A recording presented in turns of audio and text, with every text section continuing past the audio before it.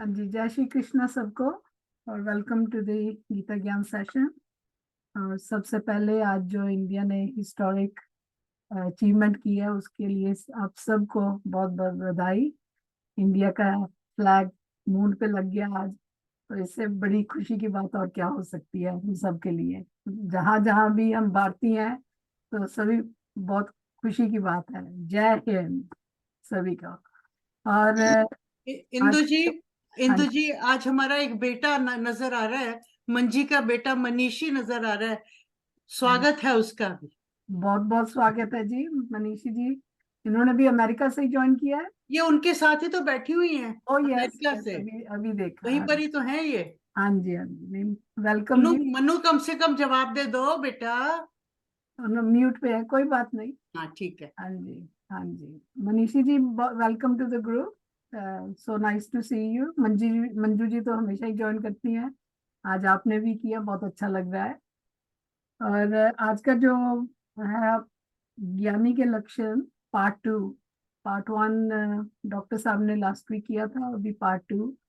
तो सभी ने पार्ट 1 बहुत इंजॉय किया था, पार्ट 2 भी सभी ईगरली वेट कर रहे हैं। तो उससे पहले गणेश वंदना और फिर कृष्ण वंदना और फिर डॉक्टर साहब का। तो शशि जी। जी, श्री गणेशाय नमः। सबको मेरी मेरी तरफ से भी बहुत बहुत बधाई और जय श्री कृष्णा और श्री गणेशाय नमः।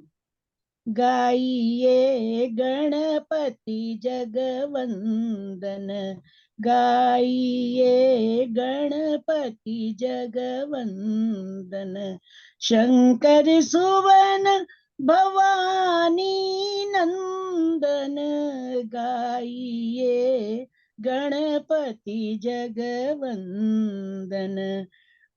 सिद्धि सदन गज वदन विनायक, कृपा सिंधु सुंदर सबलायक, शंकर सुवन भवानी नंदन, गाइए गणपति जगवंदन, गाइए गणपति जगवंदन।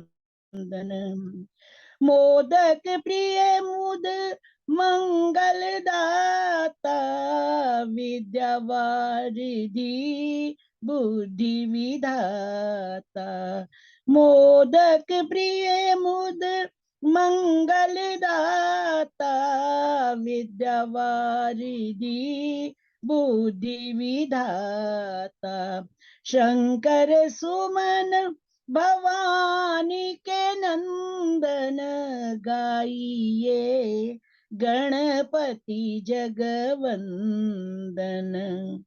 मांगत तुलसी दास कर जोरे, बसोही राम सिया मानस मोरे, मांगत तुलसी दास कर जोरे, बसो राम सिया मानस मोरे, शंकर सुवन भवानी के नंदन, गाइए गणपति जगवंदन, गाइए गणपति जगवंदन। बोलो गणपति बप्पा की जय। आज तुलसी जयंती भी है 23 अगस्त को। जो जिन्होंने रामायण लिखी थी आप सबको पता ही है, आज उनकी जयंती भी है। मैंने इसीलिए उनका ही एक छोटा सा गणपति का स्तोत्र गा दिया जी। Thank you.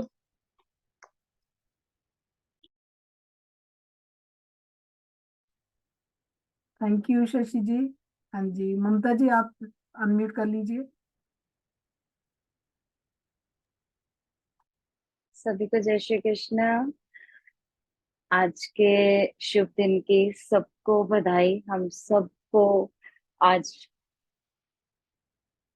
क्या बोल सकते हैं कि इतने अच्छे से सेलिब्रेट करने का मन हो रहा है कि सब अपने अपने यहाँ पे इतने खुश, आज सारे चेहरे बहुत अच्छे से खुशहाल दिखाई दे रहे हैं। तो अष्टादश श्लोकी आज चंद्रयान 3 की खुशी में मिले जब धर्म भूमि कुरुक्षेत्र में, मेरे व पांडु के सब पुत्रों ने किया क्या बताओ ऐ संजय मुझे।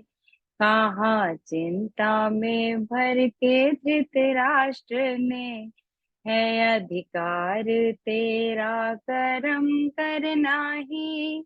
न रख इच्छा फल की तू मन में कभी, कर्मों के फल का भी कारण न बन।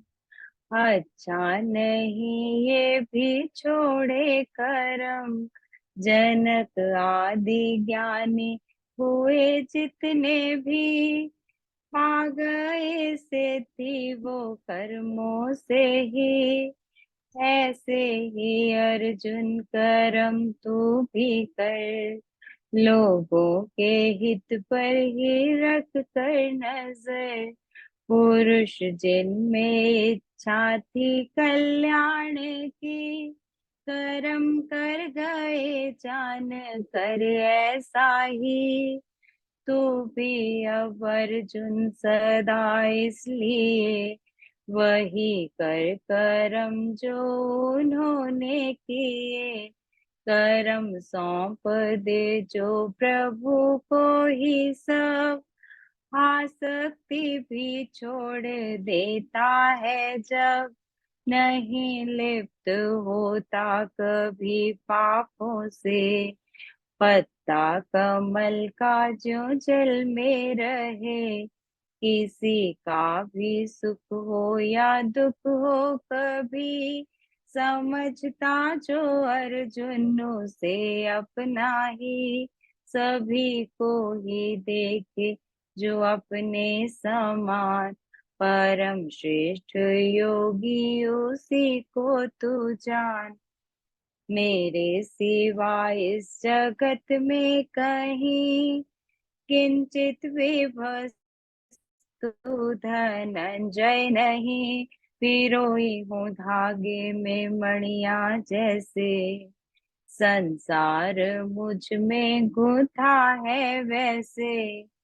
जीवन के संघर्षों में हर समय, ना घबरा रह बस मेरी याद में। मन बुद्धि तू सौंप दे मुझको अब, संशय नहीं पाएगा मुझको तब। रचती है प्रकृति इस जगत को, शक्ति मगर पीछे मेरी ही हो। मुझ ईश्वर के ही आधार से, चक्कर में रहता है संसार ये। महर्षि सातों व उनसे पहले, मनु और जो सनकादि चारों हुए। सभी पैदा संकल्प से मेरे ही, प्रजा है सब जिनसे पैदा हुई। निकले जो सूरज हजार एक साथ, जितना भी उन सब का हो प्रकाश। मगर उसकी तुलना में शायद ही हो, परमात्मा का है प्रकाश जो। वश करके अपनी सभी इंद्रियां, सब में ही बुद्धि बराबर बना। लगे रहते हित में सभी जीवों के, पा लेते अर्जुन है वे भी मुझे। प्राणी हैं जितने भी चर और अचर, समाया सभी के है भीतर बाहर। अति सूक्ष्म जाना जाए नहीं, नजदीक भी दूर भी है वही। जो है सात्विक कर्मों में ही लगा, फल उसका होता है निर्मल सदा। रजोगुण के कर्मों का फल दुख हो, कहाँ बल तमोगुण का ज्ञान को, जीवात्मा छोड़े इस देह को जब, नए तन में प्रवेश करता है तब, शुभाशुभ कर्म साथ ले जाए वो, वायु जो ले जाती है गंध को, करे जीव को मुक्त गुण देवी ही, बंधन में ले जाते हैं आसुरी, मिली है तुझे संपदा देवी ये, अर्जुन न कर शोक तू इसलिए, सदा रहता और श्रेष्ठ है सबसे जो, सत कहते परमात्मा ऐसे को, उत्तम कर्म भी हैं जितने यहाँ, सत शब्द प्रयोग होता वहाँ, जहाँ कृष्ण योगेश्वर का है वास, अर्जुन धनुर्धारी भी रहते पास, संपत्ति सुख शांति नीति सभी, विजय और विभूति भी होती वही, विजय और विभूति भी होती वही। थैंक यू जय श्री ममता जी। कृष्ण, जय Shri Radhe. Thank you Mamta ji, very nice. हाँ जी, महाराज जी ने ज्वाइन कर लिए। आनंद जी जरा अनम्यूट कर लीजिए। अच्छा, 1 मिनट में पूज्य श्री आ रहे हैं। पाठ करेंगे उनकी गिनती देखनी है और काउंट करके बतानी है गीता पे। कृष्ण महाराज जी। महाराज जी चरणों में कोटि जय कोटि श्री प्रणाम कृष्ण, जी। जय श्री कृष्ण, श्री कृष्ण सबको जय श्री कृष्ण। जय श्री कृष्ण जय महाराज जी, श्री बहुत बहुत बधाई ठीक महाराज जी, सबकी बहुत बहुत तरफ बधाई से। जी। जय श्री ठीक है कृष्ण। सब। हाँ जी। हाँ जी, हाँ आज भारत के लिए एक अच्छा अवसर है। हिस्ट्री बना दी महाराज जी भारत ने। म्यूट म्यूट है वो। क्या चल रहा है? महाराज जी अभी वही चल रहा है, ज्ञानी के लक्षण चैप्टर 13 पे। पिछले हफ्ते पार्ट 1 किया था, 7 और 8 श्लोक लेके अच्छा। तो सब में हम्म। सभी को बहुत अच्छा लगा था। और आज भी पार्ट 2 अभी शुरू नहीं किया उन्होंने, हमने कहा पहले ही आपसे आशीर्वाद ले लें फिर उनका शुरू करते हैं। 7-8 श्लोक कर लिए थे। हाँ जी महाराज जी। तो गीता में कहीं स्थित प्रज्ञ के लक्षण आप देखेंगे, कहीं आप देखेंगे 12वें अध्याय में थे भक्तों के लक्षण क्या होते हैं, कहीं आप देखेंगे इसमें गुणातीत के लक्षण 14वें अध्याय में आएंगे, लेकिन 13वें अध्याय में ये ज्ञानी के लक्षण कहे गए जो 7वें श्लोक में अमानित्वम, अदम्भित्वम, जो अभिमान ना का ना होना, अंदर दम्भ नहीं होना, कपट नहीं होना, तो ऐसे लक्षण बताए गए। और इंद्रिय एक 8वें श्लोक पे जो है बड़ा विशेष चिंतन है, इंद्रियार्थेषु वैराग्यम अनहंकारेव च जन्म मृत्यु जरा दुख जरा व्याधि दुख दोषानुदर्शनम। अब लगता है कि गीता में जो वैराग्य शब्द कहा गया, इंद्रियार्थेषु वैराग्यम, इंद्रियों के विषयों में वैराग्य। अब वैराग्य देखो एक संयम की एक प्रक्रिया है, कोई बहुत वो नहीं है। और हमें लगता है कि लाइफ के एक टाइम में आके ये स्थिति, वैराग का मतलब है कि जो हमें परमात्मा से दूर करे, जो हमें लक्ष्य से दूर करे, जो हमें हमारी परम शांति से दूर करे, जो हमारी कंसंट्रेशन को बिगाड़े, जो हमारे कॉन्फिडेंस को बिगाड़े, जो हमें भजन में ना बैठने दे, जो हमारी अशांति का कारण बने, उससे वैराग्य की बात है। और वैराग्य भी ऐसा नहीं कि किसी से मुंह मोड़ लेना। वैराग्य भी एक मन की फीलिंग है कि हम मन से अटैच होके ना रहें संसार से। फिजिकली जो अपनी ड्यूटी लाइबिलिटीज हैं वो परफॉर्म करनी ही है, करें, अच्छे से करें, लेकिन मेंटली हम थोड़ी अवेयरनेस बना के रखें कि मेंटल अटैचमेंट हमारी इसमें संसार में ना हो। ये थोड़ा सा ध्यान रखने की बात है। मेंटली जो अटैचमेंट है वो हो प्रभु के साथ, और फिजिकली जो अपनी ड्यूटी से अटैच होना है, जो अपनी लाइबिलिटीज पूरी करनी है, वो हम संसार में करते रहे, ये वैराग्य है। और जो आगे बताया, जन्म मृत्यु जरा व्याधि दुख दूषण दर्शनम, ये क्या है कि संसार में आप देखें, जन्म लेना अपने आप में ठीक है, बधाई बजती है, लेकिन जन्म लेने वाले जीव को तो निश्चित कष्ट की स्थिति होती है, और मृत्यु तो संसार का केवल एक वन साइडेड संसार को ना देखें कि ये जो अट्रैक्शंस हैं, ये जो वर्ल्डली प्लेयर्स हैं, एंजॉयमेंट, तो गीता कहती है कि संसार का कभी कभी ये रूप भी देखो, कि संसार का केवल यही रूप नहीं, संसार का ये रूप भी है। कहीं रोग हैं, कहीं बीमारी है, कहीं मृत्यु है, कहीं बुढ़ापा है। तो ये देखेंगे तो क्या होगा, थोड़ा सा मन एक एज पे आके इनसे उठ के रहेगा, इनसे उपराम रहेगा, और मन आसानी से प्रभु में लगेगा। ये लगभग जिस एज में आप हैं, इस एज में बहुत आवश्यक है कि मन को हम प्रभु में लगा पाए।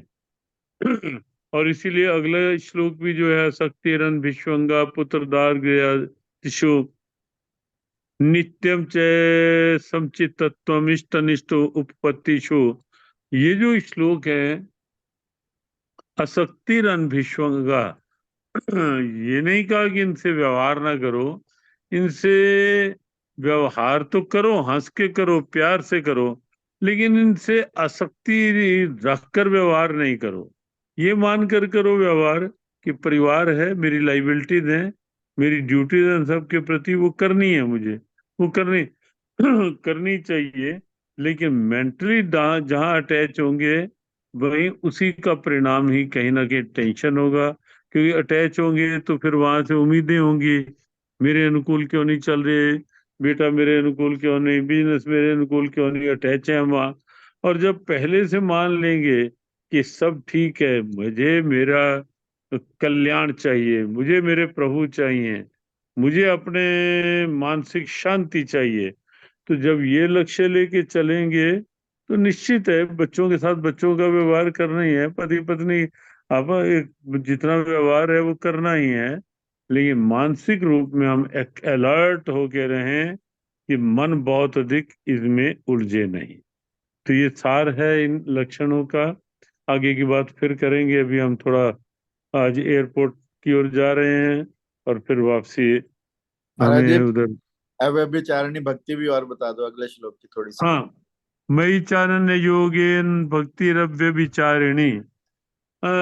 अव्यभिचारिणी भक्ति होती है जो, एक तो मान लो भगवान के पास हम आए, उनसे उनकी प्रेम की मांग ना करके, उनसे उनके भक्ति की मांग ना करके, उनके नाम की वो ना करके, उनसे हम जब संसार के विषयों की कामनाओं में ही लगते हैं, तो ये भक्ति अव्यभिचारिणी हो जाती है। एक अर्थ इसका ये है। और दूसरा अर्थ इसका ये भी है कि ऊपर से दिखावे में तो हम माला भी फेर रहे हैं, दिखावे में हम बहुत कुछ कर रहे हैं, लेकिन मन हमारा फिर रह रहे कि संसार के विषयों की ओर ही जाता है। मन से हम एकाग्र नहीं है, मन में हमारे लक्ष्य भगवान का नहीं है, मन में चिंतन में भी भगवान नहीं आ पाए, मन का प्रेम अभी भगवान से नहीं जुड़ा, मन से हम प्रभु को भी अपना मान ही नहीं पाए, संबंध ही नहीं अंदर से जोड़ पाए। देखो, व्यभिचारी स्थिति जो होती है वो संसारिक रूप में बड़ी एक अलग सी स्थिति है। तो क्या है कि कहीं है लेकिन मन कहीं और है हमारा, तो ये व्यभिचार कहलाता है। लेकिन व्यभिचारी भक्ति वो है कि जहाँ बैठे तो भगवान के लिए हैं, दिखने में हम भगवान के हैं, लेकिन अंदर अंदर संबंध मन से इधर उधर जोड़ रखे हैं। तो जहाँ एक ही प्रभु से नाता है, मनसा वाचा कर्मणा। बैठे उनके आगे मन ये स्वीकार कर ले कि प्रभु मैं तेरा हूं, तू मेरा है, और संसार में सबसे व्यवहार में रहे। मन का संबंध पक्का प्रभु के साथ जुड़ जाए, यही अव्यभिचारिणी भक्ति है। जी मैम। जी ठीक है, ठीक है। अब आगे डॉक्टर मार्कंडेय महाराज जी जी, हैं ही, आगे महाराज और जी, थोड़ा शुभ यात्रा, शुभ यात्रा। जी जी, और सबके लिए एक बार बहुत बहुत शुभकामनाएं। आज आज गोस्वामी तुलसीदास जी की जयंती भी है। श्रावण शुक्ला सप्तमी, तुलसी धर्यो शरीर। जी, तो हाँ जी, सबको शुभकामनाएं जल्दी दे। जल्दी आप क्योंकि आएंगे, वापसी पे फिर मिलेंगे आपको लंदन। जी जी, आपकी यात्रा अच्छी रहे। ठीक है जी। शुभ यात्रा महाराज जी। महाराज जी तो चले गए अभी। जय डॉक्टर साहब और योर्स। श्री कृष्णा जी सबको। तो महाराज जी ने इतना अच्छा बता ही दिया। बहुत अच्छा। हाँ जी, हाँ जी। हम लोग डिस्कस कर रहे थे ज्ञानी के लक्षण। महाराज जी ने पहला श्लोक जो आज हमने करना, 9वां श्लोक 13वें अध्याय का, उसकी चर्चा महाराज जी ने की। उसमें से एक शब्द की चर्चा मैं करना चाहूंगा जिसमें आता है सम चित्तम इष्ट अनिष्ट, यानी डिजायरेबल और अनडिजायरेबल।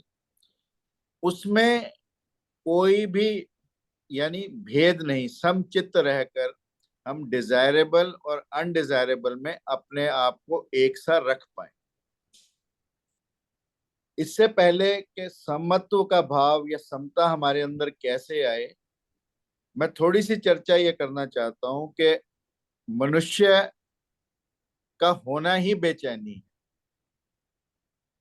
यानी नीत्शे ने कहा कि मानव एक पुल है, ऊपर चला जाए तो देवता हो सकता है, नीचे चला जाए तो जानवर हो सकता है। और मानव ही है एक जो देवता या जानवर हो सकता है। पशु पशु ही रहेगा। कुत्ता कम या ज्यादा नहीं हो सकता, शेर कम या ज्यादा नहीं हो सकता। केवल मनुष्य ही एक ऐसा प्राणी है जो अपने स्वभाव को बदलकर या अपनी निजता में जीकर अपने आप को देवता भी बना सकता है, अपने आप को पशु भी बना सकता है। तो बेचैन जो हम हैं, जो हम स्थिर नहीं रह सकते, महाराज जी ने स्थित प्रज्ञा की बात की, गुणातीत की बात की, परंतु प्रैक्टिकल प्रॉब्लम्स हमारी ये है कि हम हैं तो बेचैन। अब इस बेचैनी को संभाला कैसे जाए? इसके रास्ते हैं, या तो हम अपनी बेचैनी को निकाल लें। अक्सर हम गुस्सा करने लगते हैं, अक्सर हम लोगों से घृणा करने लगते हैं, अक्सर हमारे अंदर काम की जागृति होती है। ये हमारे बेचैनी को निकालने के उपाय हैं। और दूसरा, हम बेचैनी को भुलाने का प्रयास करें। बेचैनी को हम भुला कैसे सकते हैं? कोई लोग शराब पीकर, कोई लोग ड्रग्स लेकर, कोई सिगरेट पीकर, कोई किसी और काम में अपने आप को उलझाकर, कोई पिक्चर देखकर, कोई टीवी देखकर, यानी अपनी बेचैनी को भुलाने के इंतजाम हम लोग करने लगते हैं। परंतु जो तीसरी बात महत्वपूर्ण है बेचैनी के साथ हम कर सकते हैं और जिसकी तरफ हमारा ध्यान नहीं जाता, वो ये है कि हम बेचैनी को समझने का प्रयास करें। यदि हम अपनी बेचैनी को समझने का प्रयास करेंगे तो निश्चित रूप से हम अपने आप को बदल पाएंगे और जितने ज्ञानी के लक्षण बताए गए वह स्वतः हमारे अंदर पनपने लगेंगे। शेर हमारे सामने आ जाए तो हमारे सामने अक्सर दो ही विकल्प आते हैं, या तो हम भाग खड़े हों, या दूसरा हम उससे लड़ने के लिए तैयार हो जाएं। ये दो एक्सटर्नल विकल्प हैं, परंतु there is one which is internal also, कि हम अपने भीतर जाग जाएं। तो ये यहां से मैं अपनी बात को शुरू करना चाहता हूं कि हम समचित्त कैसे हों। और जैसा मैंने कहा, बेचैनी को निकालना, मिशेल एंजेलो ने लिखा कि जब मैं बेचैन होता हूं तो मैं अक्सर अपनी छैनी और हथौड़ी उठाकर किसी ना किसी पत्थर पर मारनी शुरू कर देता हूँ। कुछ लोग अपनी बेचैनी को निकलने के लिए सृजनात्मक कार्य करते हैं, कुछ लोग अपनी बेचैनी को निकालने के लिए नकारात्मक कार्य करते हैं। परंतु मैंने बात की कि हम अपनी बेचैनी को समझने का प्रयास करें, और उस बेचैनी को समझने में ये लक्षण हमारी मदद कर सकते हैं। सबसे पहली बात है समचित्त, इष्ट हो या अनिष्ट हो।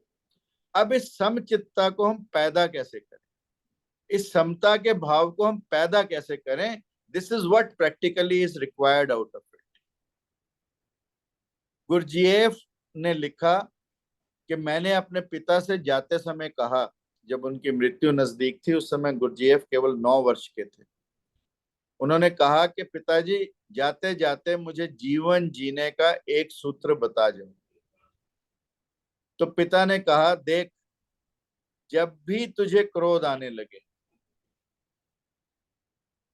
या जब भी तू ज्यादा सुखी महसूस करने लगे या जब भी अपने आप में ज्यादा दुखी महसूस करने लगे, तो 24 घंटे तक तू कुछ भी मत कर।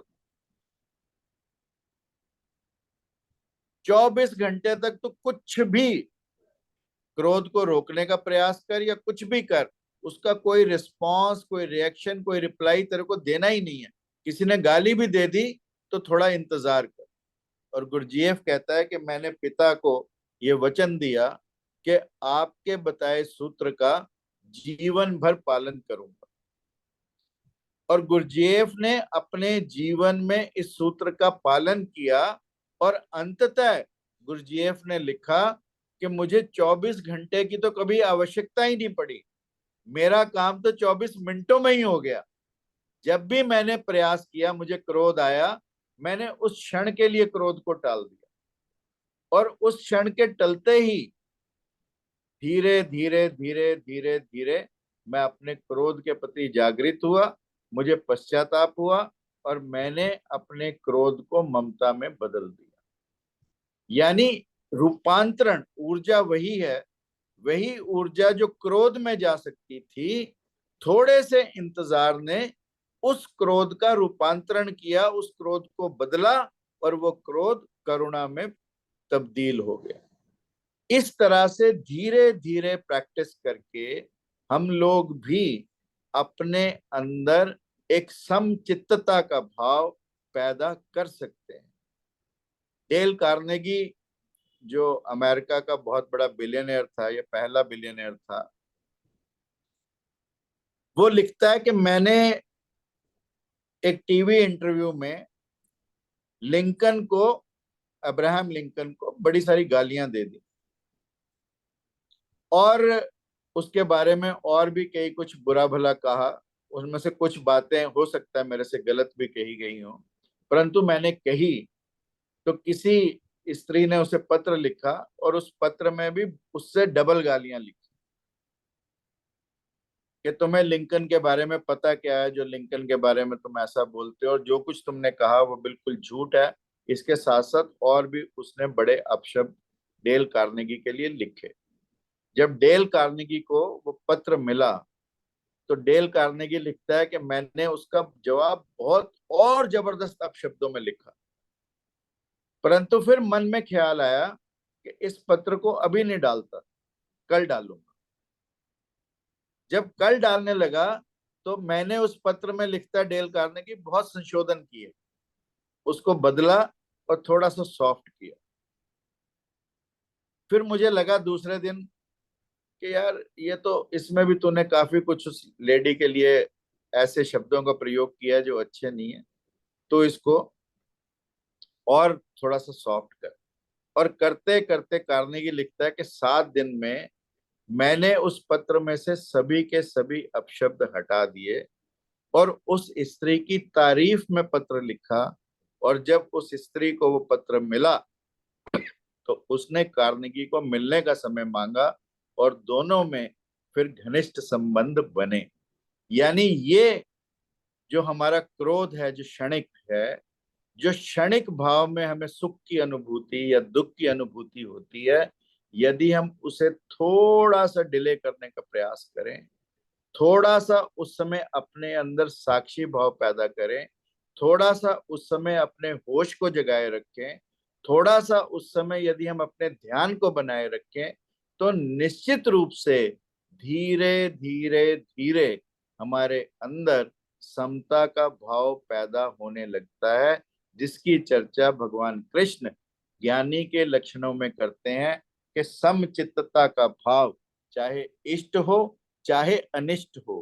कहना आसान है, करना मुश्किल है, परंतु करने की जो विधि, धीरे धीरे अपने आप को बदलने की, अपनी ऊर्जा को रूपांतरित करने की, अपने अंदर साक्षी भाव पैदा करने की, अपने अंदर एक दृष्टा का भाव पैदा करने की, अपने होश को जगाने की यदि हम कर पाए, तो निश्चित रूप से हम जो भगवान कृष्ण ने हमें समचित्तता के दर्शन बताए, उस पर निश्चित रूप से हम अपने आप को बदल सकते हैं।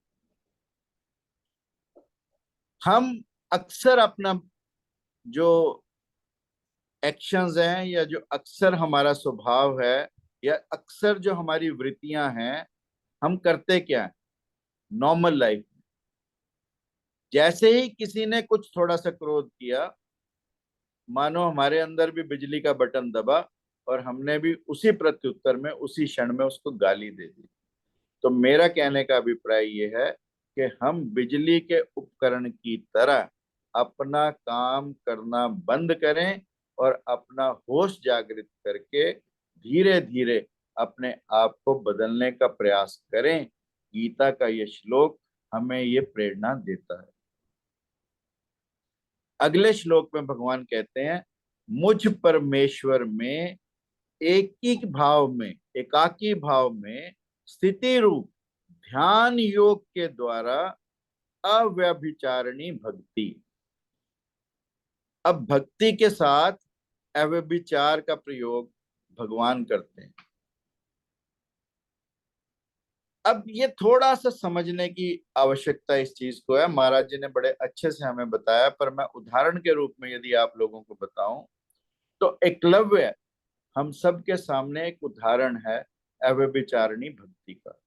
गुरु के प्रति अव्यभिचारिणी भक्ति कैसी हो सकती है, एकलव्य ने हमें अपने जीवन से सिखाया। एकलव्य गुरु द्रोणाचार्य के पास गया।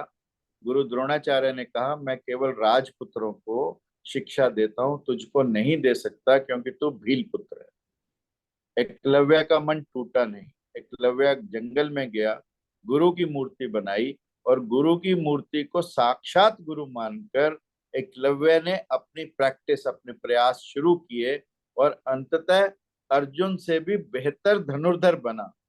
और जब द्रोणाचार्य उस जंगल से गुजर रहे थे, तो जिस ढंग से एकलव्य ने जो कुत्ता उनके साथ था उसका मुंह बंद किया, और द्रोणाचार्य देखकर आश्चर्यचकित हुए कि ये धनुर्विद्या किसकी है और कौन धनुर्धर है। तो जब एकलव्य के पास जाते हैं तो एकलव्य को कहते हैं, तुम्हारे गुरु कौन है? तो उसने कहा, मेरे गुरु द्रोणाचार्य ही हैं, और साष्टांग प्रणाम किया। तो उन्होंने कहा, तूने शिक्षा पाकर मुझे दीक्षा नहीं दी, मुझे दक्षिणा नहीं दी। तो एकलव्य ने कहा कि दक्षिणा में जो आप मांगे वो मैं देने को तैयार। तो द्रोणाचार्य ने कहा कि मुझे तेरे दाहिने हाथ का अंगूठा चाहिए। एकलव्य ने तुरंत अपने दाहिने हाथ का अंगूठा, बिना ये सोचे कि दाहिने हाथ का अंगूठा कटने के बाद तू धनुष कैसे चलाएगा, बिना सोचे उस कार्य को कर दिया और गुरु को अंगूठा भेंट कर दिया। ये है अव्यभिचारिणी भक्ति। जब क्षण भर भी उसके मन में कोई क्लेश नहीं आया, कोई संताप नहीं आया, कोई दुख नहीं आया, कोई सोच नहीं आई, केवल और केवल गुरु की आज्ञा और गुरु भक्ति, और उसी समय उसने अपना अंगूठा काट कर दे दिया। एकलव्य ने बाहर की कला तो खोई। एकलव्य ने अपना अंगूठा देकर अपने बाहर की कला, यानी इस दुनिया की कला, यानी धनुष विद्या की कला तो खोई, परंतु एकलव्य उसी क्षण भीतरी भाव को उपलब्ध। बाहर तो खोआ, परंतु अंदर उसने सब कुछ उपलब्ध कर लिया। उसके अंदर वो एकाकी भाव, वो अपने मन की एकता का भाव, मन के एकत्व का भाव, और उसके अंदर ये भाव जब पैदा हुआ तो ऐसे भाव जब हमारे अंदर पैदा होने लगते हैं, जैसे एकलव्य को कोई गीता पढ़ने की आवश्यकता नहीं पड़ी इस भाव को जगाने के लिए, वैसे ही यदि ये भाव हम अपने अंदर जागृत कर पाए तो हमें भी इन लक्षणों को पढ़ने की आवश्यकता नहीं पड़ेगी।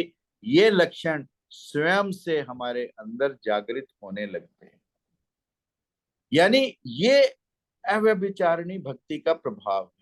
जैसा महाराज जी ने कहा कि भक्ति में दो ना रहकर जब एक हो जाए, और जब हमने भी 12वें अध्याय की चर्चा की थी और भक्त के गुणों की चर्चा की थी, तब भी हमने ऐसी भक्ति की चर्चा उस समय भी की थी। परंतु ये शब्द बहुत महत्वपूर्ण है गीता का कि भक्ति का रूप कैसा हो, भक्ति कैसी होनी चाहिए। तो ये भक्ति जो भगवान ने यहाँ पुनः कही, अव्यभिचारिणी भक्ति, ऐसी हमारी भक्ति होगी तो निश्चित रूप से हम ज्ञानियों की श्रृंखला में मौजूद होंगे। और फिर कृष्ण कहते हैं एकांत और शुद्ध देश में रहने का स्वभाव, और विषयासक्त मनुष्यों में, विषयों में जो आसक्त मनुष्य हैं, उनके समुदाय में अरति प्रेम का ना होना। और हम क्या करते हैं, हम अक्सर भीड़ खोजते हैं, और अक्सर भीड़ खोजने वाला गलत भीड़ खोजता है। 2-4 लोग जब भी एकत्रित होंगे तो कभी अंदाजा लगाकर देखो कि वो क्या बातें करते हैं। इस प्लेटफॉर्म को छोड़ दो, just forget about this platform. अगर हम इस प्लेटफॉर्म से हटकर जब भी कहीं पर मिलते हैं, कोई भी 2 लोग मिलेंगे तो किसकी बात करेंगे, किसकी बहू किसके साथ भागी, किसकी बेटी का किसके साथ चक्कर है। आपकी नहीं कर, I am not saying, I am saying leave aside this platform. आप इशारा नहीं कर प्रभु। I am talking in general, majority of the people, what will they do when we meet? We generally talk about others, and we rarely talk positive about others. Majority of our talks will be with the negativity of the others. Even our newspapers, they are full of 90% coverage with the negative news. The positive news is never a news. Negative news is always a news. Similarly, on the television also, they search for the negativity out of the positivity. But in Gita, we search for positivity out of negativity. This is the difference. And once we are able to do that, यही भगवान यहाँ कहने का प्रयास कर रहे हैं कि विषयासक्त मनुष्यों के समुदाय में अरति प्रेम का भाव, यानी जो विषयों में आसक्त हैं, उनके समुदाय में खड़े होकर भी हम यदि अपने आप को अलग कर पाए, और जो लोग नहीं कर पाए वो अपना 24 घंटे का एक रिकॉर्ड बनाकर देखें कि इन 24 घंटे में मैंने जितनी भी चर्चा की उसमें से कौन कौन से विषय थे, क्या क्या विषय थे। यदि हम अपना रिकॉर्ड बनाने का प्रयास करेंगे तो निश्चित रूप से आधी बातें तो निकल ही जाएंगी, और जब हमें पता है कि हमने कुछ लिखना है जाकर वापस, तो निश्चित रूप से हम उस नेगेटिविटी से अपने आप को एब्सटेन करेंगे। सो इसलिए ये बड़ा इंपॉर्टेंट है कि हम अपने आप को इंट्रोस्पेक्ट करें, अपनी बातों का एक रिकॉर्ड बनाने का प्रयास करें, अपने दिन का एक रिकॉर्ड बनाने का प्रयास करें। और यदि हम अपने आप को इंट्रोस्पेक्ट कर सकते हैं, अपना एक कैलेंडर बना सकते हैं, अपना डेली जर्नल बना सकते हैं, तो निश्चित रूप से हम अपने आप को ठीक भी कर सकते हैं। और ज्ञानियों को यदि आप देखेंगे तो अक्सर वो एकांत को इसीलिए ढूंढते हैं, अक्सर अकेले इसीलिए रहते हैं, क्योंकि अकेले में ही स्वयं का साक्षात्कार हो सकता है। यदि अपने आप से मिलना है, दूसरों से मिलना है तो भीड़ है, यदि अपने आप से मिलना है तो एकांत की आवश्यकता है। महावीर को 12 वर्ष मौन रहना पड़ा, बुद्ध को 6 साल जंगल में रहना पड़ा, जीसस के 33 वर्ष, 33 पे तो फांसी दे दी गई, 3 वर्ष का लोगों को पता है, 30 वर्ष जीसस कहाँ थे किसी को पता ही नहीं। क्या तपश्चर्या की वो किसी को पता नहीं, परंतु तपश्चर्या निश्चित रूप से की होगी। और जापान में तो ये साधना पद्धति है कि वो व्यक्ति को कहते हैं कि 24 घंटे तो जो तेरे मन में आए बोल, और जोर जोर से बोल ताकि दूसरे भी सुन पाए। और यदि हम जो हमारे मन में आ रहा है उसको बोलते हैं तो आप पाएंगे, यदि उसकी रिकॉर्डिंग को बाद में सुनो, अगर सच सच बोला है तो निश्चित रूप से हम क्या बोलते हैं वो आप देख सकते हैं। और उसी को बदलना हमारे लिए इम्पोर्टेंट है, और उसी की चर्चा भगवान यहाँ पर कर रहे हैं। एकांत और शुद्ध देश में रहने का स्वभाव। आप लोग तो शुद्ध में ही हो, हम लोग ही थोड़े से अशुद्ध। भारत है तो सबसे शुद्ध, परंतु थोड़ा सा माहौल यदि अशुद्धता का हो जाए तो निश्चित रूप से व्यक्ति थोड़ा व्यथित होता है, परंतु थोड़े समय के लिए। परंतु भारत जो उपलब्धियां आज पा रहा है, जैसी उपलब्धि आप सबने शुरू में ही चर्चा की, वो उपलब्धियां भारत को निश्चित रूप से विश्व के मुख्य मानचित्र पर ले जाने में हमारी मदद करेंगे। और आखिरी बात जो आज मैं आप लोगों से करना चाहता हूं वो है अध्यात्म ज्ञान में नित्य स्थिति और तत्व ज्ञान के अर्थ रूप परमात्मा को सर्वत्र देखना। परमात्मा को सर्वत्र देखना बहुत महत्वपूर्ण है। हमारे भीतर है, अपने भीतर ही यदि हम नहीं देख सकते तो बाहर कैसे देखेंगे। एक पहली दफा अपने भीतर एक पत्थर मारकर देखो तो जो लहरें उठेंगी, जैसे हम किसी झील में पत्थर फेंकते हैं तो जो लहरें दूर दूर तक फैलती हैं, जो रिपल्स दूर दूर तक जाते हैं, ऐसा ही रिपल यदि हम अपने अंदर पैदा कर पाए तो निश्चित रूप से हम अपनी नेगेटिविटी को हटा सकते हैं और तब सर्वत्र परमात्मा के दर्शन कर सकते हैं। अन्यथा यदि परमात्मा आपके सामने भी खड़ा हो, दुर्योधन के सामने भगवान कृष्ण खड़े थे, वो पहचान नहीं पाया। वो धोबी जिसने सीता माता को नहीं पहचान पाया और सीता को व्यभिचारिणी बताया, और उस धोबी के कहने पे राम ने सीता को अपने घर से निकाला, उसको राम राम नहीं दिखाई दिए, सीता सीता नहीं दिखाई दी। परंतु जब सामने खड़ा परमात्मा हमें नहीं दिखाई देता तो भीतर जिसको हमने आवरणों से ढका हुआ है, वो आवरण हमारी मोह के हैं, हमारी माया के हैं, हमारी आसक्ति के हैं, हमारी ईर्ष्या के हैं, हमारे राग के हैं, हमारे द्वेष के हैं, तो भीतर पड़ा कैसे दिखाई देगा। यह स्थिति वैसे ही है जैसे सपोज एक लालटेन जो हमारे घरों में पुरानी होती थी, उस लालटेन के शीशे पर या आजकल बल्ब के शीशे पर यदि मिट्टी आ जाए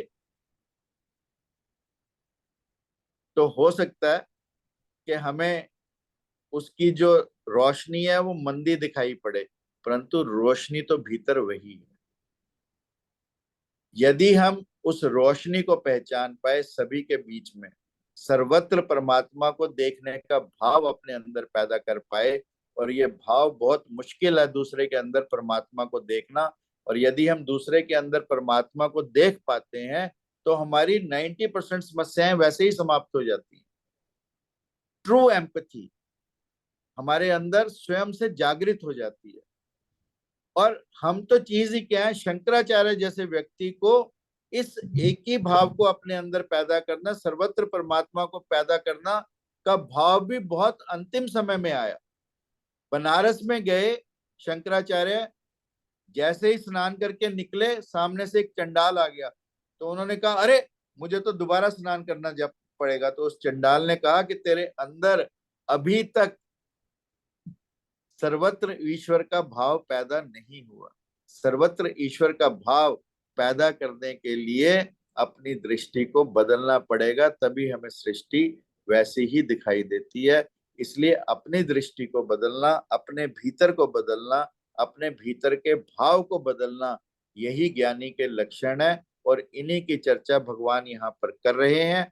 और यदि हम सर्वत्र परमात्मा को देखने की बात ना करें, अपने जीवन में देखने का भी प्रयास करें, तभी हम इस दुनिया में दीनों को, दुखियों को, गरीबों को, दलितों को, पिछड़ों को, सबको एक समान व्यवस्था में ला सकते हैं, यदि हम उनको इस ईश्वर का रूप ही समझेंगे और ये पाएंगे कि जो ईश्वर मेरे अंदर है वही दूसरे के अंदर है, जो मुझ में है वो तुझ में है। इस भाव को यदि हम अपने जीवन में चरितार्थ कर पाए तो हम अपने जीवन को कृतार्थ भी कर पाएंगे और जीवन को परमार्थ की ओर भी ले जा पाएंगे। इन्हीं शब्दों के साथ आज कि इस वार्ता को यहीं समाप्त करता हूं और आप सब ज्ञानी जनों को, गुणी जनों को प्रणाम करता हूं। थैंक यू डॉक्टर साहब, बहुत ही अच्छे ढंग से आपने समझाया है एज यूजुअल। थैंक यू आपका बहुत बहुत। तो ये जो आपने कहा कि भी सभी को परमेश्वर सभी में देखो, और जैसे आपने कहा करना इजी नहीं है, कहना इजी है, वो भी ठीक है। तो मेरे अभी दिमाग में ये आ रहा है कि भी जैसे अब जो जेलों में है या जिन्होंने बहुत क्रिमिनल्स हैं, उनमें भी आप कैसे भगवान देख सकते। अभी यहाँ पे ना एक सभी हम जहाँ वाले तो जानते ही हैं, अभी कल परसों ही हुआ सेंटेंस एक को, 33 नर्स थी, उसने बच्चों को 13 मतलब कि अभी जो वो जन्मे ही तो 7 को उसने मार दिया, 6 को अटेम्प्ट किया, कुछ ऐसा था चक्कर। तो उसको सभी उसको ईच केस के ऊपर लाइफ सेंटेंस हुआ। तो बेसिकली अब उसका ये है कि भी she will never come out of prison, जितनी भी उसकी उम्र होगी वो she won't come out of prison. तो अब ऐसे में आप कैसे उस इंसान को, ये एक ताजी मसाला इसलिए मेरे दिमाग में आई कि जो भी उनके साथ प्रिजन में काम कर रहे हैं या जो जिसके वो विक्टिम्स के पेरेंट्स या फैमिलीज, कैसे उसमें वो भगवान का अंश देख सकते हैं इस। नहीं, यू सी, क्रिमिनल्स के रिकॉर्ड में जाना बहुत इंपॉर्टेंट है, उनकी इंडिविजुअल हिस्ट्री में जाना बड़ा इंपॉर्टेंट है। Believe me, there was a research on the jail inmates, and जो रिसर्च ने निकाला, साइकोलॉजी वालों ने रिसर्च करी, उन्होंने ये निकाला कि 90% लोग उनमें ऐसे थे जिन्हें पूरा पश्चाताप भी था, पछतावा भी था, और उन्होंने कहा कि यदि वो क्षण हमारा टल जाता, उस क्रोध के क्षण में या उस ईर्ष्या के क्षण में या उस जो हमारे अंदर कौन से भाव पैदा हुए उस क्षण में जो हम कर गए, वो हम गलत कर गए। यानी ये बहुत इंपॉर्टेंट है कि उस नर्स की मेंटल स्टेटस क्या थी उस समय। there are always two sides of the coin, you know. Why she did it is very very important to know before we say this, है ना। तो मेरा ये मानना है कि हमें धीरे धीरे धीरे, अक्सर ऑफ कोर्स एक बारी तो कैसे उसको माफ किया जा सकता है और कोई भी नहीं करेगा, और उसके अंदर परमात्मा देख भी नहीं पाएगा, क्योंकि उसका लक्ष्य क्या था ये भी नहीं हम जानते। और मेरे को तो पूरी स्टोरी जो आपने जितनी बताई उतनी पता है, मैंने शायद पढ़ी भी नहीं है अभी, और शायद हमारे इधर आई भी नहीं होगी। परंतु निश्चित रूप से आदमी का मेंटल स्टेटस जानना, मान लो सपोज वो है ही विक्षिप्तता, she is already a schizophrenic, she is a split brain, है ना, she is Yes. Already suffering from such disorder, so can we owe it to her that way? लेकिन उसका तो जो उसमें डिफेंडेंट था ना, वो भी कुछ नहीं ज्यादा बोल पाया, and she didn't even come to the court, she didn't have the courage और डिसेंसी जो भी आप यहाँ पर इंदु जी, यहाँ का ह्यूमन राइट बड़ा जबरदस्त आता है। बाद में इस चीज पर चर्चा हुई, उसने कहा कि जबरदस्ती अगर किसी को लेकर आओ तो वो भी ह्यूमन राइट्स के अगेंस्ट है। जी मगर जी उसने अपनी डायरी में, डॉक्टर साहब ने ठीक कहा कि उसके वो स्किज़ोफ्रेनिक थी, क्योंकि उसने अपनी डायरी में, उसकी डायरी जो मिली उसमें लिखा हुआ था अपने बारे में, और उसका वो क्षण टल ही नहीं सकता था। डॉक्टर साहब, उसने सब कुछ सोच समझ के किया, और उसने 6 बजे क्षण में आके नहीं किया, उसने सोच सोचा भी, समझ के किया। सोचने का जो माइंड था उसका अगर वही विक्षिप्त था, यस, वो विक्षिप्त था। और नहीं, उसने अभी इसका लूसी का तो इन्होंने इसको जेल में अब करके स्टडी होएगी, पर मायरा हिंडले का मैंने एक बार देखा था प्रोग्राम।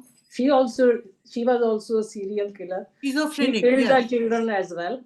तो वो उसका उन्होंने ये निचोड़ निकाला बाद में कि ऐसे लोगों का अपना बचपन बहुत बुरा गुजरा होता है, and exactly have seen something like that, कि उनका वो जब वो भाव उनके दिमाग में आता है तो वो सारा कुछ भूल जाते हैं, otherwise they were not bad people. पर जब वो एक चीज आती है दिमाग में, उसी चक्कर में वो दूसरे का मर्डर कर देते हैं। you see, और good ये भी and होता bad है। are our definitions. We all are born divine. You see, we all are born divine and we all are born with divinity. Everything rest, the society has given it to us. या बिल्कुल so बिल्कुल what you are saying is absolutely correct, that उसके बचपन में कुछ ऐसी चीजें आ गई। आखिरकार आप देखो ना, हमारा जुड़ा तो सब कुछ ही है।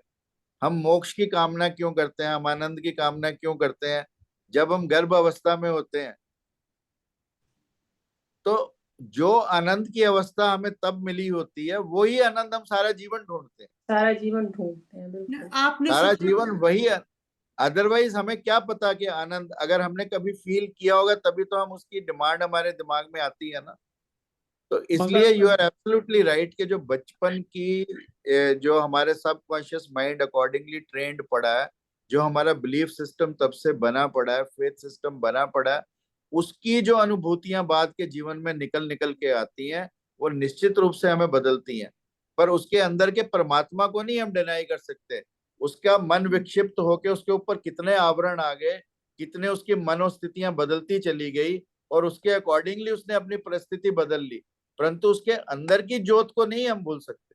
तभी उसने, बिकॉज उसी ज्योत के करके उसने समहाउ पेपर्स पे लिखा कि मैंने इनको मारा है, and on the basis of वो जो लिखे हुए उसके नोट्स हैं, उसी के बेसिस पे फिर उसको उन्होंने पकड़ा है। और दूसरी बात जो डॉक्टर साहब आज आपने कही थी, क्रोध की जो बात आप कह रहे थे, हम लोग शुरू से जैसे सुनते आ रहे हैं कि जब बहुत गुस्सा आ रहा हो तो बैठ जाओ, 2 मिनट बैठ जाओ, पानी पी लो, ताकि 2 मिनट लंबे 4 लंबे मिनट सांस मिल ले जाए लो। सोचने के लिए कि True. Whether I am correct doing that much गुस्सा, कि मेरे को शांत रहना चाहिए। लंबे तो लंबे बात सांस ठीक लो। है। वो मैं कह रहा था कि सेइंग है count up to 10 and Yes. Then बिल्कुल बिल्कुल, यू विल से कि भाई you will get over it. और इसका मतलब अपने आप को समय दो, थोड़ा समय यस दो। थोड़ा समय यस दो यस अपने को और फासला, सोचो उस चीज को जितना दोबारा। फासला हम पैदा कर पाए, जितना समय हम यस बढ़ा पाए। हाँ। हाँ, और ये भी कहा गया है कि अगर कोई बात बहुत ही पेचीदी है या कॉम्प्लेक्स है तो sleep over it yes. And then the next day you, जैसे आपने एग्जांपल दिया था कि भाई 24 घंटे उसको कहा था या कितना, गुरजेफ को, यस, हिज हाँ फादर जी, सेड 24 आवर्स। 24 आवर्स, तो उसमें जो है देन तो सोचने का यू विल टाइम हैव, मिला दोबारा उसको। हाँ जी, संभव होगा और उसमें then you will be able to reach a successful conclusion. आपने सबसे पहले डॉक्टर साहब बात शुरू की थी, देवता या जानवर मानव ही हो सकता है। पशु में तो वो चीज विवेक ही, व्यक्ति में ही विवेक है ना, मनुष्य में ही विवेक है, जानवर में तो होता नहीं है। वो उसको किस तरह, उसका रूपांतरण किस तरफ हुआ है, ये डिपेंड करता है। और गीता में ये जो आज के जितना बोला, ये बार बार डिफरेंट डिफरेंट वे से कहा गया है, अभ्यास अभ्यास अभ्यास। और जब एक और बात आपने कही कि जब हम अपने आप को समझने का प्रयत्न करेंगे तभी हम अपने आप को चेंज करेंगे ना, और अभ्यास भी तभी सकारात्मकता की तरफ जाएगा। सो और अभ्यास आएगा अगर हम अपनी बातें सुनेंगे, सदविचार सुनेंगे, डॉक्टर साहब को सुनेंगे, तो अच्छे विचार आएंगे फिर ज्यादा। मंजू जी कुछ बोलना चाह रही हैं? मंजू जी, आपकी आवाज नहीं आ रही मंजू जी। अभी ठीक करके गया मनु, फिर भी नहीं, आवाज नहीं आ रही।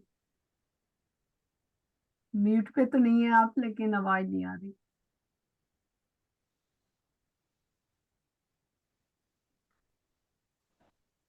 वो मेरे ख्याल है देख रही हैं। नहीं, हो नहीं पा रहा। जितनी देर वो सॉर्ट आउट करेंगे, मैं फोन से अब ज्वाइन करेंगी शायद, तो उतनी देर किसी और ने कुछ बोलना है तो जी।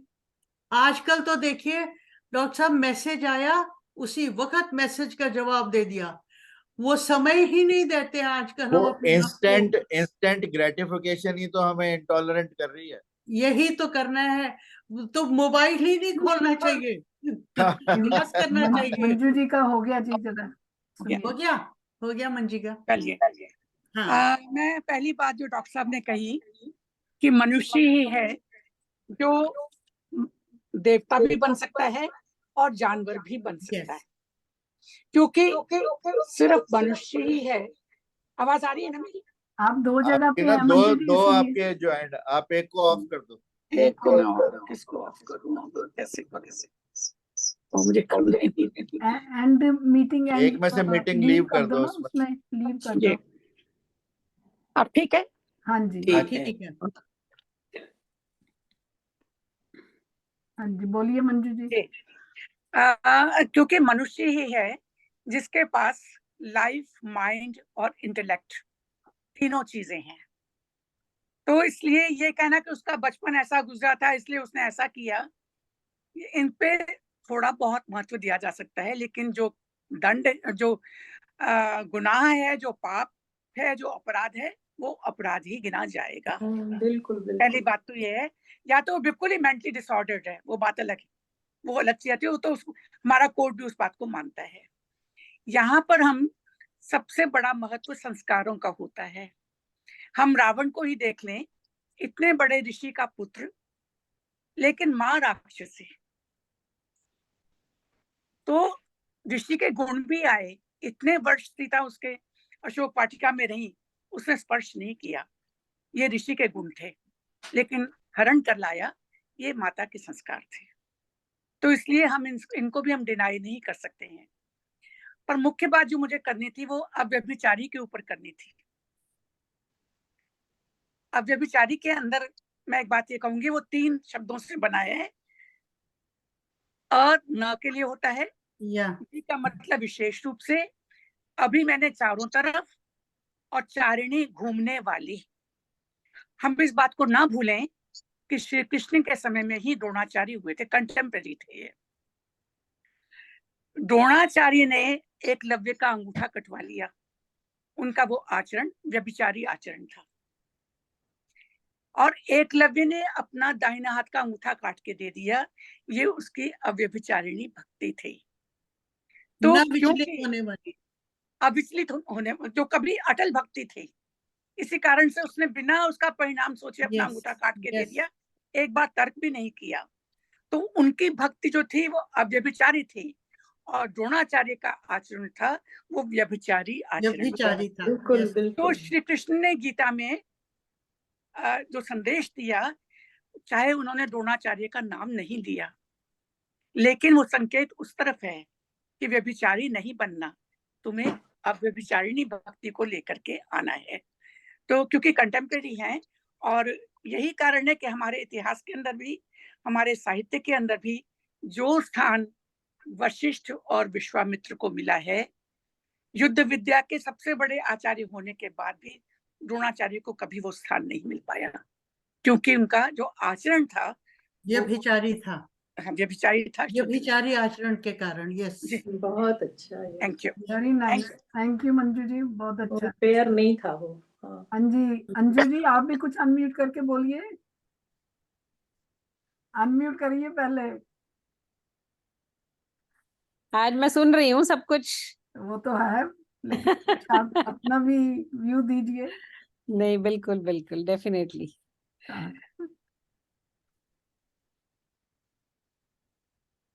जी, किसी और के कोई कमेंट? नहीं, ये मंजी ने बिल्कुल जो अभी ये बताया एकलव्य का, ये बिल्कुल इसमें कोई शक नहीं है कि उसकी श्रद्धा जो अपनी गुरु में थी ना, उसकी इतनी ज्यादा अटल श्रद्धा थी कि उसकी मूर्ति बना करके उसके आगे उसने अभ्यास किया और उसमें वो प्रवीण हुआ।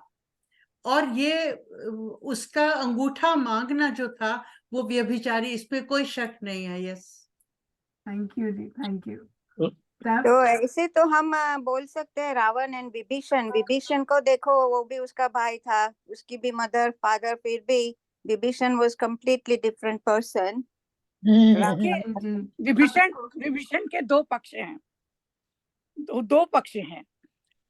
वो उन्होंने रावण को समझाने का प्रयास किया कि तुम जानकी को छोड़ दो, बहुत समझाया कि तुम ये विनाश का काम कर रहे हो, ये उनके अच्छे संस्कार थे। लेकिन चाहे आप जो मर्जी कह दीजिए, चाहे लंका की प्रजा को बचाने के लिए या किसी कारण से भी, अपने घर का तो उसने विनाश किया ही है। तो इसीलिए चाहे हम जो मर्जी कर दें, घर का भेदी लंका ढाए, तो हम हटा नहीं सकते। नहीं जी, कहने वाली थी मैं, घर का भेदी। Manju ji I will back to this differ on this subject कि भी ठीक है, घर का भेदी लंका ढाए, मगर अगर वो जब न्याय के पक्ष में या जो धर्म के उसमें वो चला, तो उसको आप ये नहीं कह सकते कि भी उसका नाश हो। नाश तो उनका होना ही था, क्योंकि उनके कर्म ऐसे थे। रावण वो ने तो तो आपकी बात मरना ही सही है। था। यदि विभीषण राज्य ना लेता, राम ने राज्य दिया, हाँ जी, विभीषण स्वीकार ना करता, सन्यासी बन जाता, तो शायद उसका ये अपराध क्षम्य हो जाता। नहीं नहीं, nothing to do with that, भाई somebody should be there to carry on। ये वो थोड़ी तो है कोई भी कि और भाई हो सकता।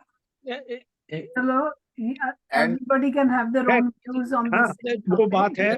एक बात मैं वो अपने डॉक्टर साहब से पूछना चाहूंगा, अपने 10वें श्लोक में ही जब कहते हैं ना, विविक्त देशे में वित्त मरित है जनार्दन संसदी, जो सेकंड लाइन है, जी उसका थोड़ा सा आप और व्याख्या हो सकती है क्या? मैंने तो काफी कुछ कहा जी इसके विषय में। नहीं, इसमें तो बिल्कुल तो आपने स्पष्ट है। भीड़ का कह दिया, भीड़ का देश, और ये तत्व ज्ञानार्थ दर्शनम, हाँ, तत्व ज्ञान ही जीवन का प्रयोजन है। नहीं नहीं, अरति जन संसदी ये अरे- एक शब्द है, और विविक्त देश सेवित्व में एक शब्द है। ये इसका यदि हम इसको हम यदि इसको विभाजित करें, तो विविक्त देश सेवित्वम की एकांत स्थान में वो रहे, और दूसरा अरति जन संसदी, जन संसदी, जन संसदी मैंने महफिल, जन समुदाय, बैठना, जन समुदाय, गपशप मारना, टाइम वेस्ट करना, कोई कंस्ट्रक्टिव कोई बात ना करना। तो इसलिए जन संसदी अरति, संसदी में सप्तमी विभक्ति है, जन संसद में, जन समुदाय में है ना मंजी? जन समुदाय में, जन समुदाय में, यस। बेकार की भीड़ में घूमते फिरते अपना समय ज्ञानी व्यक्ति नहीं बर्बाद करेगा, क्योंकि ज्ञानी के लक्षण बता रहे हैं। इसलिए अरति जन संसदी, जन संसद में, महफिलों में घूमते फिरते अपने समय को बर्बाद ना करना। अरति अरुचि, अरुचि, अरति इज अरुचि, रति और इसमें अरति, रुचि नहीं होनी चाहिए, रुचि नहीं होनी चाहिए, रुचि ना होना इज अरुचि। सो अरति इज अरुचि, अ होता है ना, रुचि मतलब रुचि, अरुचि मतलब रुचि का ना होना। वो तो सेम ही हो गया ना, जो महाराज जी ने कहा पहले कि भाई दुनिया में सब करो, सबसे व्यवहार भी करो, जाओ आओ भी, सब कुछ करो, लेकिन अंदर से आप अटैच नहीं रहो। तो यही बात, उनमें समय बर्बाद करने की आवश्यकता नहीं है। जब आप अकेले बैठेंगे तो आत्मज्ञान करेंगे, अपने को देखेंगे, आप आत्मचिंतन करेंगे। नहीं वो तो ठीक है, लेकिन दुनिया में रहते हुए आपको जाना आना भी तो पड़ता ही है ना, तो उसमें नहीं आप जाइए। एकमात्र श्री कृष्ण ऐसे महापुरुष हैं, ऐसे व्यक्ति हैं, ऐसे देवता हैं जिन्होंने कभी भी एस्केपिज्म को नहीं माना। पलायनवाद नहीं नहीं है मानते सिर्फ, जो कहते हैं समाज में रहो, संसार के कार्य करो। उन्होंने कब कहा अर्जुन को कि सबको छोड़ करके तुम अलग होकर बैठ जाओ? अपना कर्म, लेकिन बेकार में समय बर्बाद मत करो। जन संसदीय अरति, तुम सारे समय महफिलों में बैठ करके अपना समय बेकार मत करो, कभी आत्मचिंतन करो। महाराज जी इसको बड़ी अच्छी तरह एक्सप्लेन करके गए हैं कि अपना व्यवहारिक जो संसार तो चलना है, संसार में चलते हुए व्यवहार करते रहो, पर मन जो है उसमें उस तरह से यहाँ जी बिल्कुल वही, अगर ये पत्ते पड़ जाए और इस पे हम लोग काम कर लें तो फिर तो बात ही बन जाए, हम लोग अगर अफेक्टेड ना हो किसी चीज से। नहीं, अभी भी तो हम ज्ञान चाहिए, अभी भी तो हम जन संसद में बैठे हुए हैं, लेकिन यहाँ पर बात क्योंकि ज्ञान की हो रही है। हाँ, यही डॉक्टर साहब ने यही कहा था, यही डॉक्टर साहब ने कहा था, यस, कि ये जो इस वक्त का समूह है, ये जो है हमारा, इसमें वो चीज नहीं आती है। आपने यही कहा था ना कि ये जो हम जनता में बैठे, जन समुदाय में बैठे हैं, मगर यहाँ पर भावना ही कुछ और है। जी और हमें ये नहीं भूलना चाहिए, अष्टादश श्लोकी हम हमेशा पढ़ते हैं, और पढ़ रहे हैं आजकल, ये सब कुछ होने के बावजूद आपकी जितना भी अभ्यास वगैरह के अलावा देखिए, इसमें 15वें के 8वें श्लोक में यही है ना, जीवात्मा छोड़े इस देह को जब नए तन में प्रवेश करता है, तब शुभाशुभ कर्म साथ ले जाए वो वायु जो ले जाती है गंध को। कुछ न कुछ संस्कार तो आते ही है ना इंसान में। जी जी संस्कार के बिना तो चलेगा ही नहीं। हाँ, संस्कार तो आते हैं, ये तो हम रोज पढ़ रहे हैं आजकल और Thank कई you. बार पढ़ रहे थैंक हैं। यू सबका। तो हम जस्ट